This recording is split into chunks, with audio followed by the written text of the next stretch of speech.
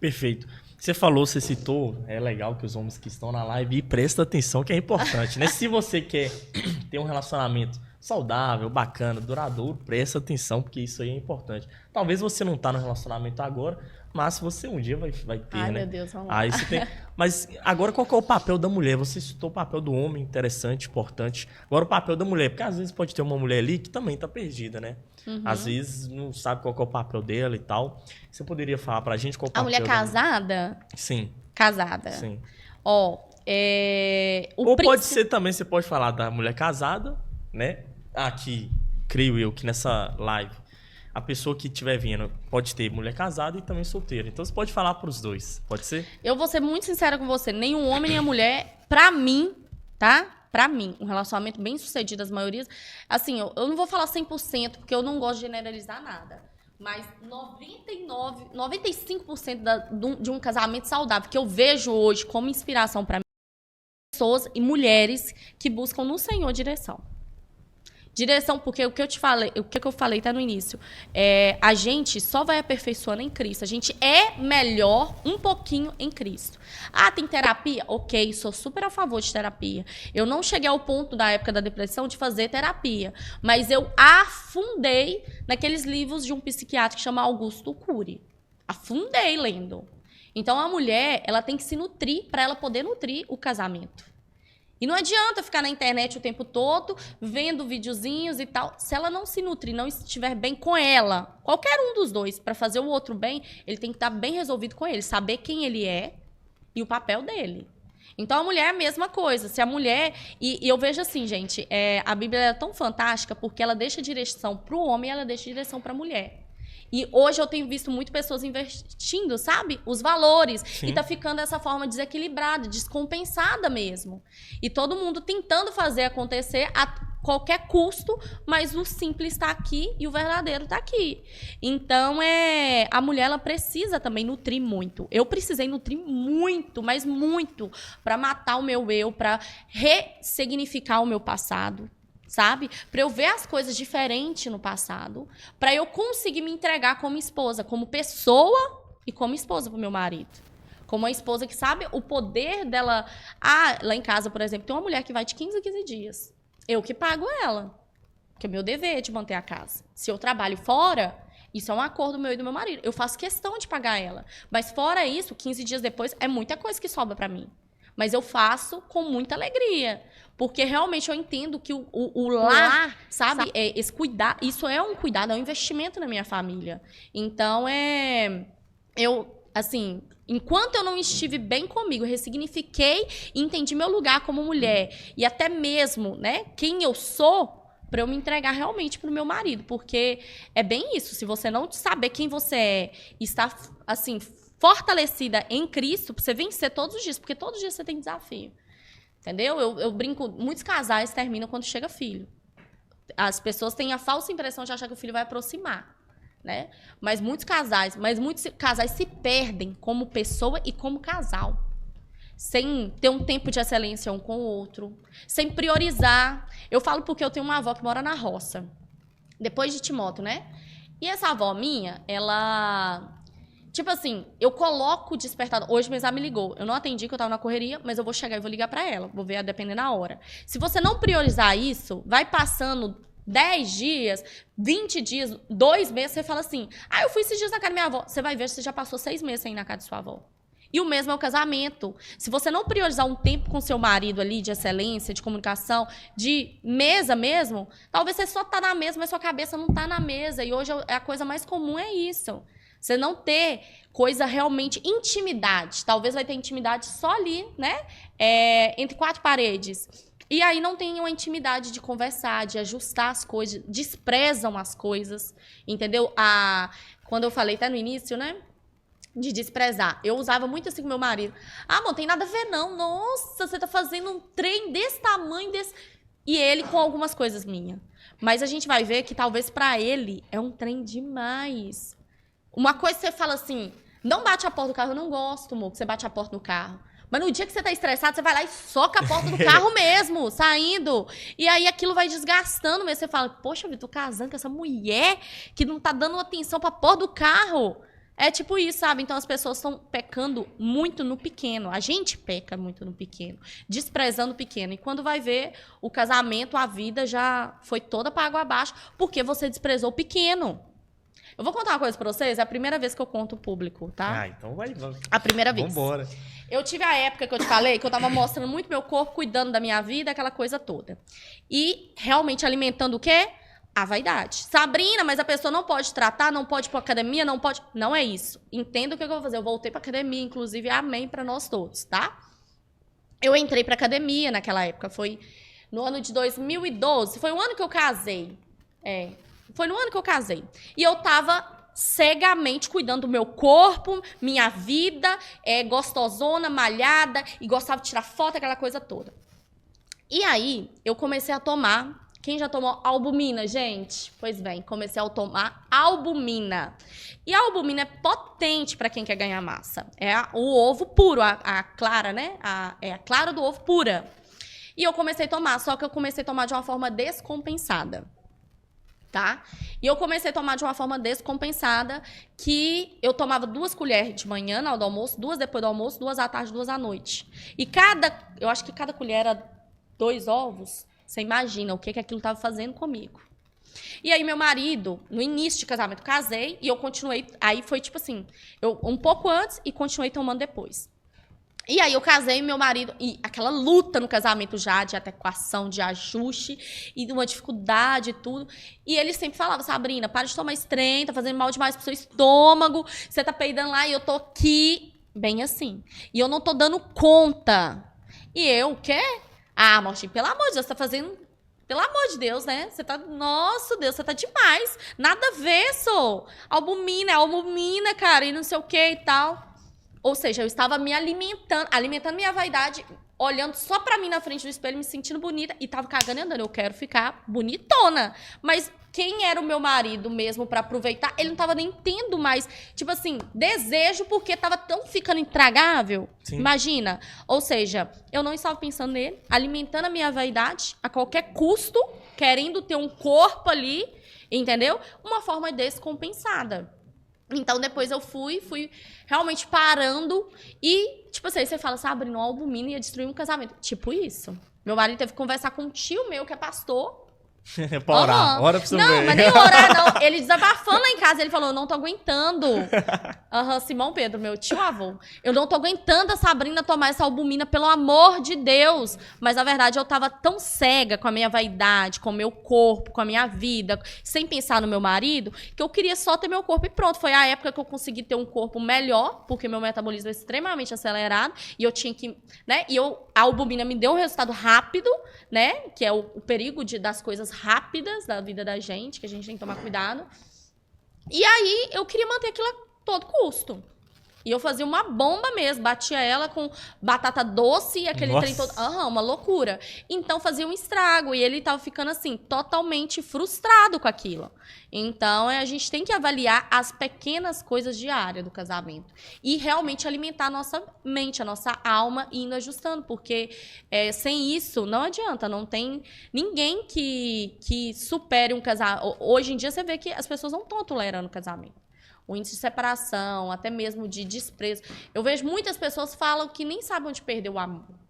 E eu posso falar, dentro do meu casamento, eu amei, deixei de amar, eu falo isso com meu marido. E ele também. Ele eu acho que não tão forte quanto eu, mas eu amei ele, deixei de amar totalmente. E nós conseguimos reatar mesmo, como é que fala? Cultivar o amor e voltar ao amor. E hoje, assim, eu não passei a crise de 7 anos de casada, glória a Deus. Estamos com 8 anos de casada, indo pro 9. Todo mundo fala dessa, eu não sei, nem quero saber. Já passou. Mas, tipo assim, o 7 primeiro é o problema. Eu acho que o meu foi o primeiro ano de casada, eu passei a crise do 7. Então... Mas assim, você passou logo de início também, né? O problema é todo que se desse ruim, acabou. Logo no início. Então, assim, hoje quando eu vejo casamentos falando que perdeu o amor, eu falo, gente, tenta, pelo amor de Deus. Porque dentro do meu casamento eu amei, eu entrei ele amando, eu deixei de amar, de olhar pro lado e falar assim, o que eu fiz com a minha vida? Eu acabei com a minha vida, casei com um ogro, e acabou com a minha vida, era pra eu estar lá em Floripa com a minha mãe, minha família, e aí, tipo assim, e voltei a amar. Porque o amor, ele é cultivado.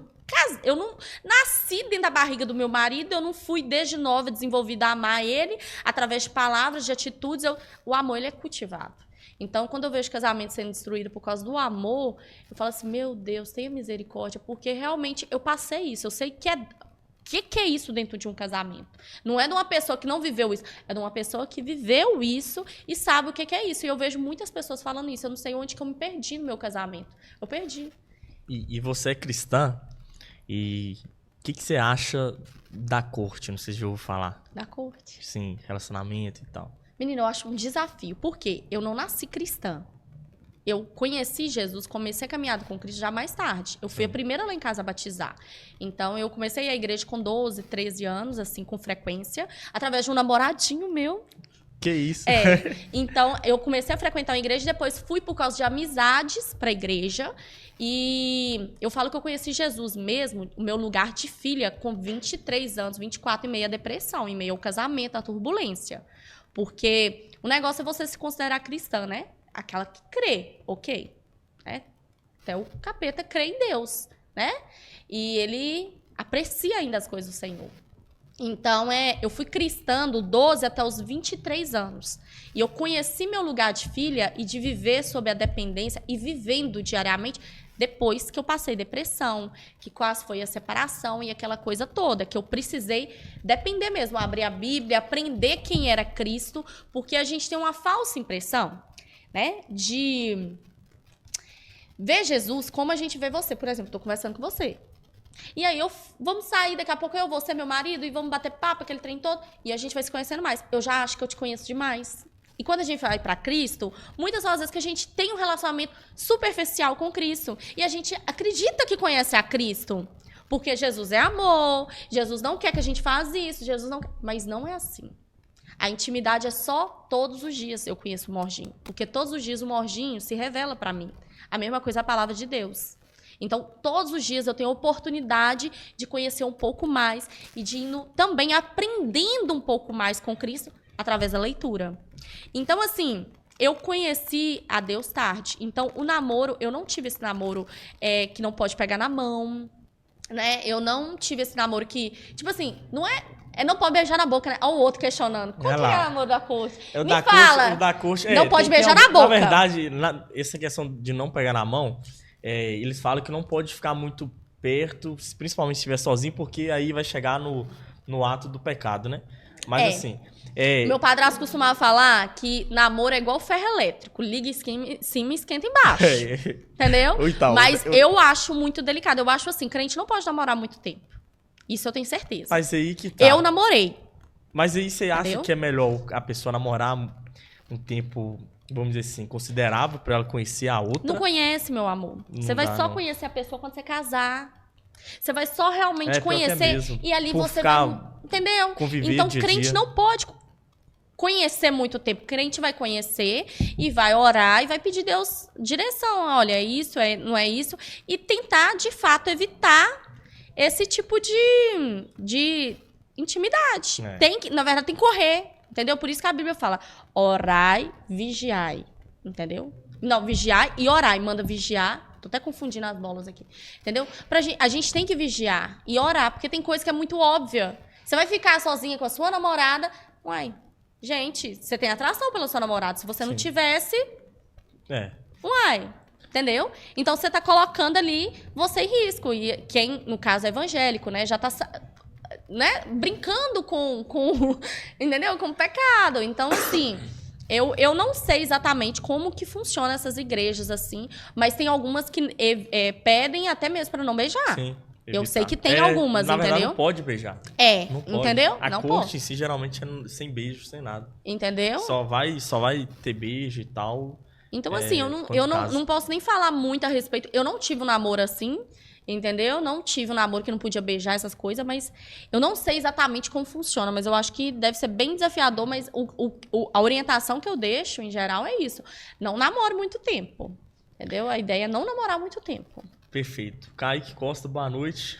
Para você, como o homem deve agir quando está se relacionando com uma mulher que tem energia masculina? Como o homem deve agir? Ô, gente, tudo eu coloco Deus, porque minha vida não se resume sem Deus. Porque se for falar da Sabrina antes, sabe? De fato, assim, eu não nasci assim, né? São 8 anos que eu estou com meu marido, na verdade, casada, vai fazer 9, e tinha 4 anos de namoro, né? Que já é demais, tá? Assim, ao meu ver, tá? Ao meu ver. Eu acho muito tempo.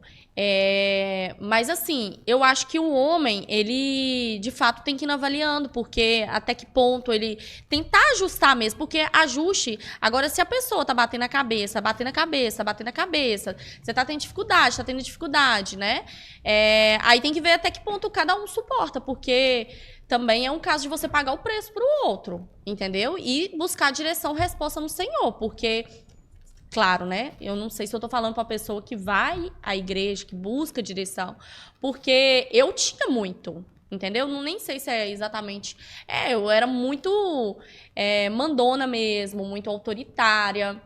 Né? Eu queria as coisas muito do meu jeito. Hoje eu tô descansando. Eu falei assim, não, gente, essas mulheradas descobrir como é que é bom descansar. E não falar assim, não vou tomar iniciativa de nada. E não sei o quê. Como que isso é bom, é leve? Eu tenho um homem que se der BO, ele vai resolver pra mim. Lógico, né? Se nós dois estivermos alinhados. Por isso que é muito bom também, tá, mulheres? Quando vocês estão bem alinhadas com os homens. Por quê?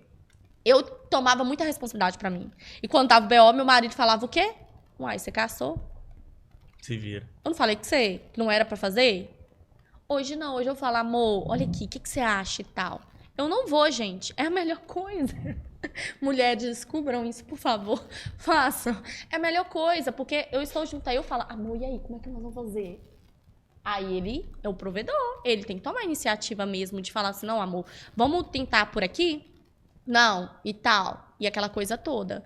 Porque quando a mulher traz essa responsabilidade pra ela, é um fardo tão pesado, tão pesado.